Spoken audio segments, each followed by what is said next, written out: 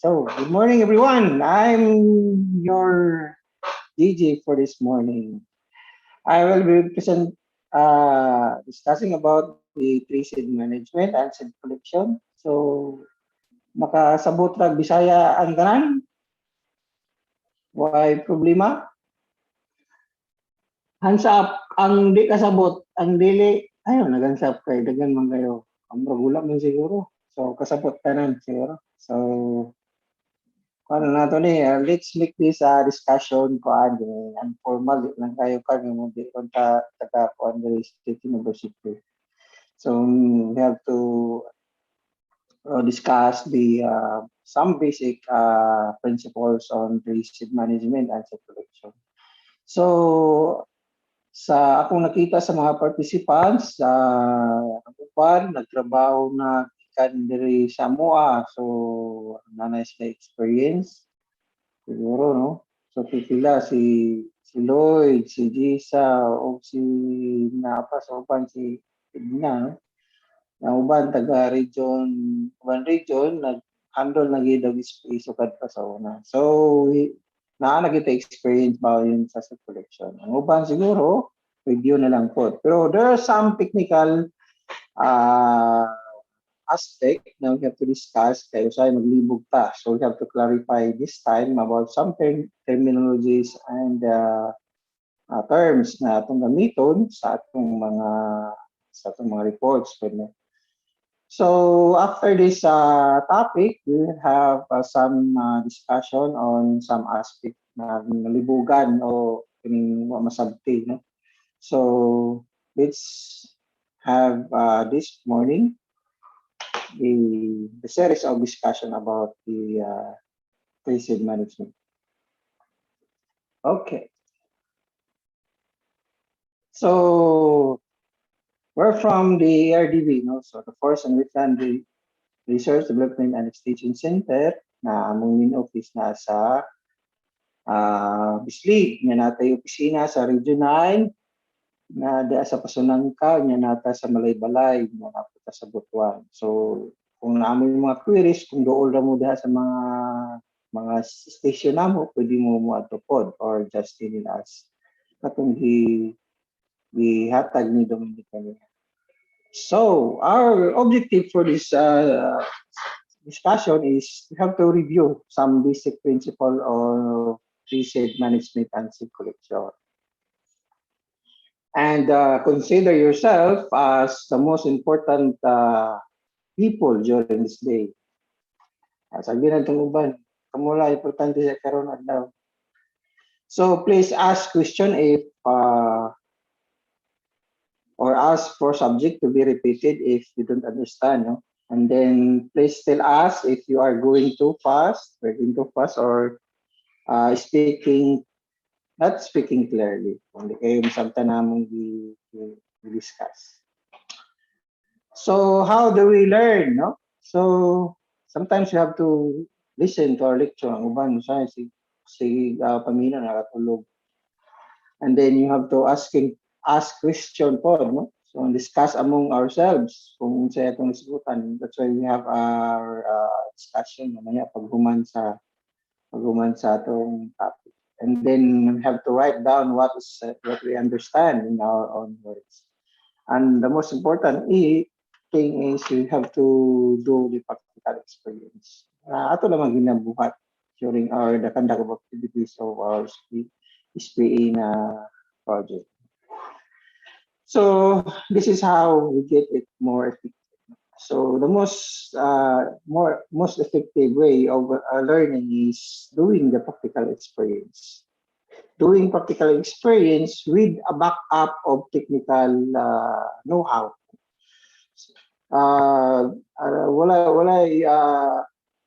Di kayo ma-practice nimo yung experience kung nagpataka ra pug ka og conduct nga wa po kay basihan kung say maayo nga imong conduct. So that's why you have to go with some research and then training to make more to improve your practical practices. So before we proceed, we have some terms and definition, no, to define. So first, we have to define germplasm. So germplasm is it's either by seeds or vegetative material. No, so it's either by cuttings, marcot, or whatever it is. It may be used for the purpose of plant propagation. So most commonly germplasm in this discussion we refer to seeds. So please do not send germplasm this in this discussion. So seed is a reproductive material of foreign plants. And then seedling is defined as a plant propagated from any form of germplasm. So in terms of seed source, we have defined it as an individual trees or stand, no? Natural or planted, which seed is collected. So there are 4 types of seed sources. No? We have to define this, and we have to understand this because sometimes we could interchange these terms and we could understand how to define it. So we have the seed trees, seed stand, seed production area, and the seed orchard. So isa-isa ho nato na karon sa nato siya pagsabot. So and then we have another term. We call it seed trays. Kung yung gikolektahan nga kahoy, ang tawag ato seed trays. And then some terms we use is genotype, no? So siguro katong na kuan pa ta katong naay background sa forestry kasi karon forestry din na siguro dire o mga biology. So simply nasugatan na nato siguro ni mga term, no? But yeah, this is just a review. So these terms is commonly used in pagpon na tree seed management nato seed collection. Mga important things na term. So we define this as genetic constituents of an individual tree, which is interaction of with the environment, and then largely controls the tree performance and is inheritable by its progeny. So generally, trees with good genotype produce good progenies.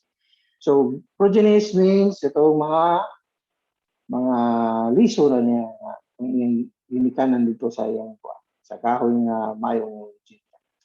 And the phenotype is the observed characteristic of a tree. Kaya makita nato physically mo na iya phenotype, which result from the interaction of genotype and environment. So that's why we have a different set of progeny field trial to categorize these terms. No? Na makita nato ni sila kan kasagaran kini mga term dito sa atong progeny field trial o sa atong masigilisi project. And then we have the plus trees, which is commonly used by the CSPA na gitawag na to is superior phenotypic trees, which is said to be collected. So atong ginatawag na itong mga plus trees. Itang mo na itong mga PT1, PT2 sa atong sa atong mga kahoy na identify sa area. Because we see it physically na maayo siya. No? So that's it. That is the terms we use commonly in this discussion. So we're looking forward to collect the best seed or quality seeds in our collection from our SPA. Kay SPA mo gina-work out from sa GP. So there are 3 components, no? Na to consider to have a seed quality. So we're considering that seeds are coming from good quality seeds. So first we have to understand these components. We have the physical quality. This quality are related to physical characteristic, no, sa liso physically. Atong tan-aw ang color, ang age, the seed coat condition, occurrence of crack, paste, and diseases kung may damage dito sa seeds. And then we have the physiological quality, which is a quality related to physiological characteristics such as maturity and the moisture content and the germination viability or ability of the seeds to germinate. And other like parameters na consider sa physiological na kayo ba kung mag-conduct of seed viability and germination test.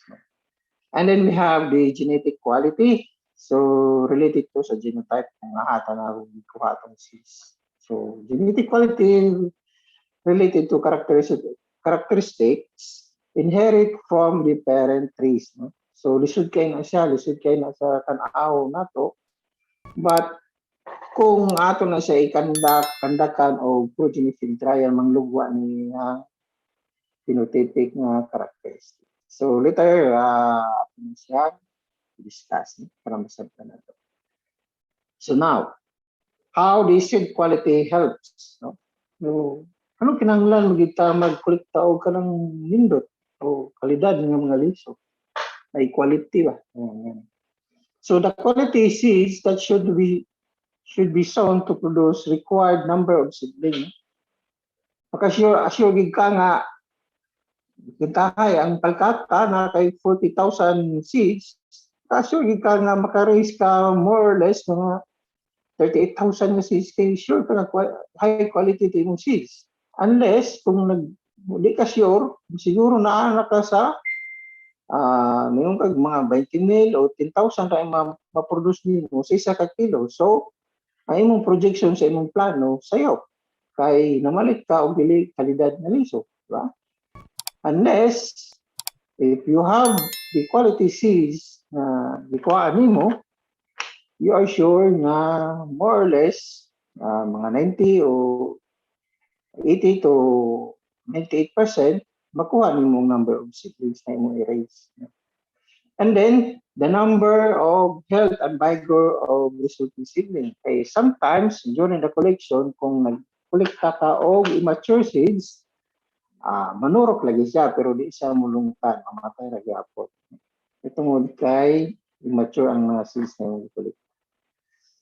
And then, it determines the characteristic of resulting seedling and mature trees, such as the growth rate, biomass production, the fruit, the seed production, stem form, general health, and susceptibility to pest and diseases.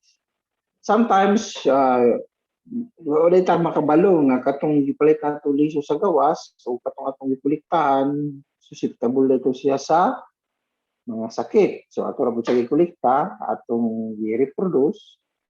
Sunod na po naman manurok siya, magkasakit na po, no? Ay weak man iyang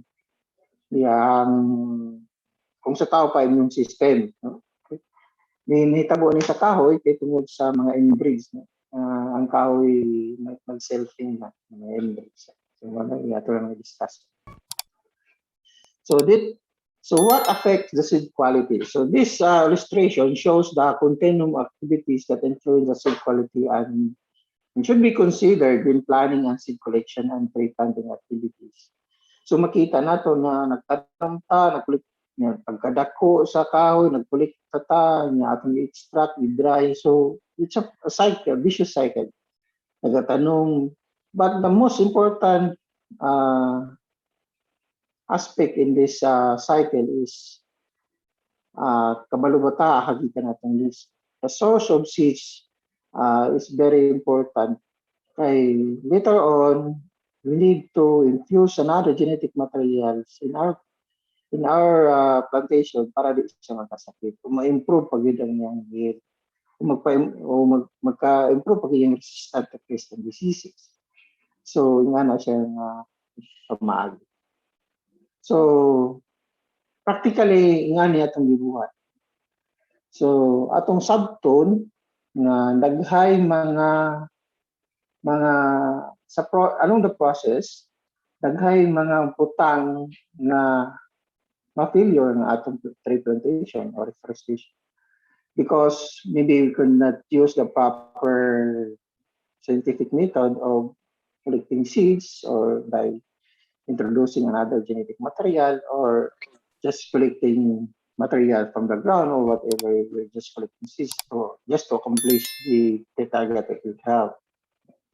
So we have to understand. So how to collect quality tree seeds? Where should be collected? Mga natin collected. So atong gigingon ganiha na atay mga seed sources. Ang seed source, the seed sources is individual trees or stand from which seeds is collected. So natay seed source na i-classify into 4 categorically. Nag-una ang seed orchard or seedling seed orchard or clonal seed orchard. So these are stand, no? Established for scientific purpose for seed production. So yang dito mong ano is seed production. They usually consist of families of superior genetic quality. So ang pasabot sa families diri dili nang sa dendrology neto nga families, no, ang mga Pitorcapaceae, sa taxonomy nga families di na siya pasabot na mao na, no. So ang families in pasabot kung isa ka kahoy ni specific tan ikolektahan nimo o liso, isa na siya ka family. So another kahoy na pod ang liso, isa na siya ka family in the same species. Nga na ang pagsabot nato sa in terms of sa tree seed management, no, o sa tree breeding. And then planted at regular spacing and specific design. So nasa itagaling design. So usually we have to lay out this in complete block design. So later on, maybe if you are interested how to do that, nawag lang mo gatong tuluan, no? Kung interested kita magbuhat og seedling orchard. So pangutana, naabataan eh. So far, since 2007, we started establishing different progenitive trial of different ITP species. So natin palkata, mangyo, mahogany, gimilina, baggrass, and big leaf mahogany. And then some of these progenitive trial, nagka second generation, ano. So kani mao dayon atong himuong seedling seed orchard. Ginakolekta ni siya mga species dito sa mga kahoy na gwapo kaayo. Then ang mga liso gitanom, gitan-aw unsa pud pinakamaayo, gipilian pagyod og mga maot tanggalon, nabilin ang mga gwapo kaluoy sa mga maot. Unya ang mabilin na mga gwapo nga kahoy mag-breed na din to sila. So ang liso ana, no, ito tawag na quality seeds. Ayun, no? So sure na gid mo kung unsa to siya nga mga parent na pinakamaayo kay ginapilian. So mao nang categorically ang the first seed source na pinakamaayo for seed production is seed orchard. So far natay mga 13 hectares throughout the Mindanao, no? Si Paleogra mute Sinrotobod. Oh, okay, thank you. Oh, so mao to. So next we have to define the SPA, which we have the area, no, sa karon sa NGP na atong gi-maintain, no. So let's define this categorically.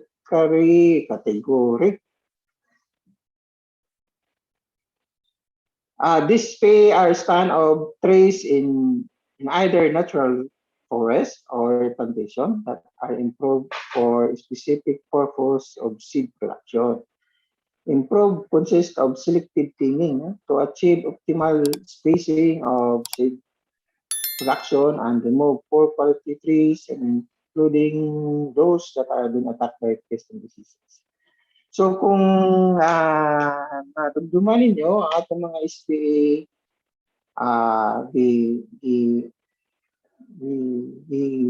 tiningan na sa una sa mga taga ERDS, no, sa region 9, region 10, region 13.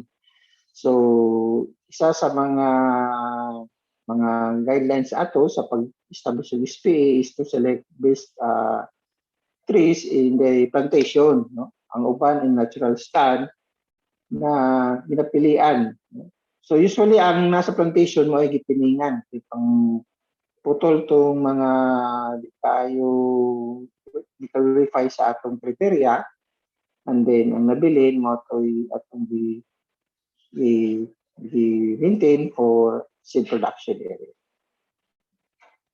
So the next is the seed stand. So these are the group of trees in either natural forest or plantations identified as having superior characteristics such as stretch, inform, or rapid growth. And seed stands are managed for seed production, but only seldom benefit for selective cleaning and other management intended to improve the quality of seed produced from the stand. Usually, our seed stand is coming from the natural forest, and then sometimes we cannot even have the chance to have a cleaning activity in that area because nasa siya natural stand. But the most important thing is we have to classify one or two trees from that stand, and we have to consider that for our collection, seed collection. And the next one is the seed trees. These are the individual trees from the which seed is collected. Katong mga kahoy natin kolekta. And we classify this as having the superior characteristic. No? Pull-it, tag-as, no? Nakita na ito na paspas siya nito. They may be in either natural forest also or in plantations. So this is the various characteristic of seed sources.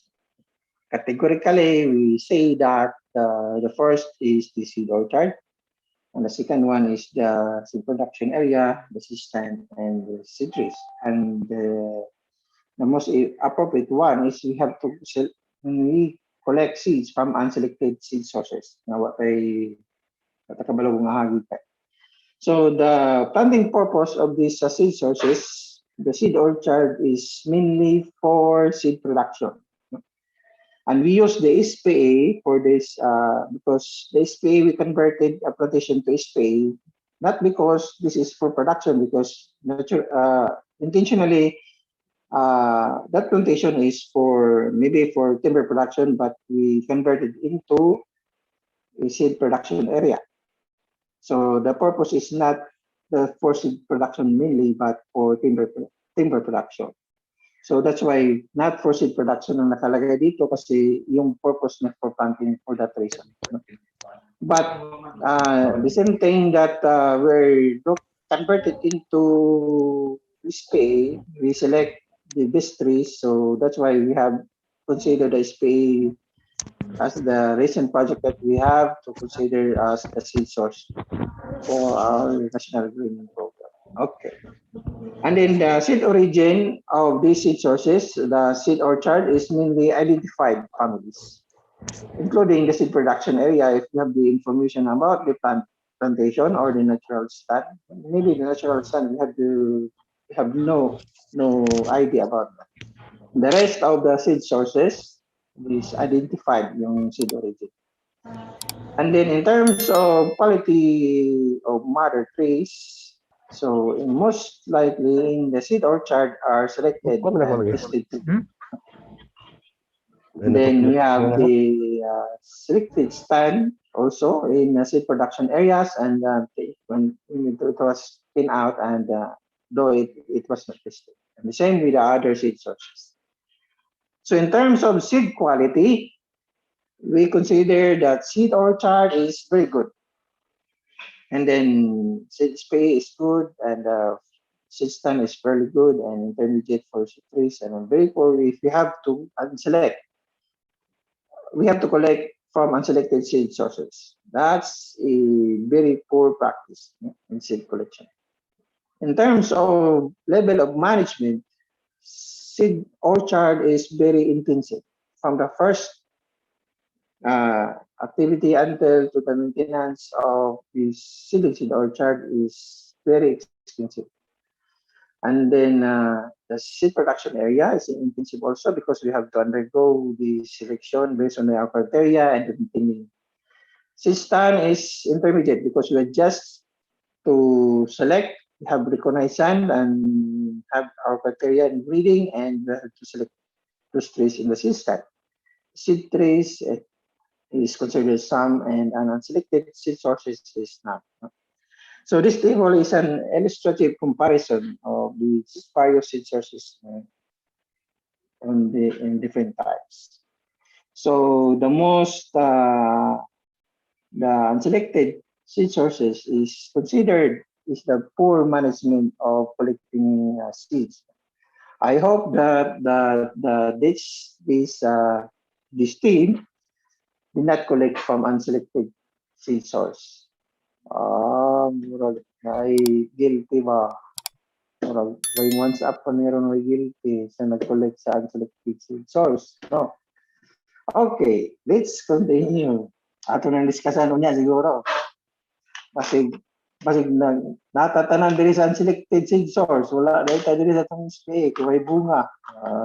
Tungod kay nakapas tag target. Sige, ato nang istorya.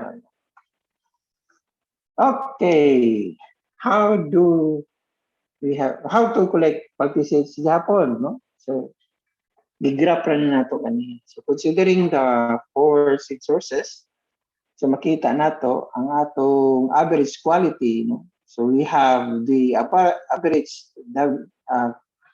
quality seeds is atong makita ang atong seed orchard, sunod ang SPA, and then we have the seed stand, and then we have seed trays. But the very poor management or idea of having collected of seeds is collected from the unselected three seed sources.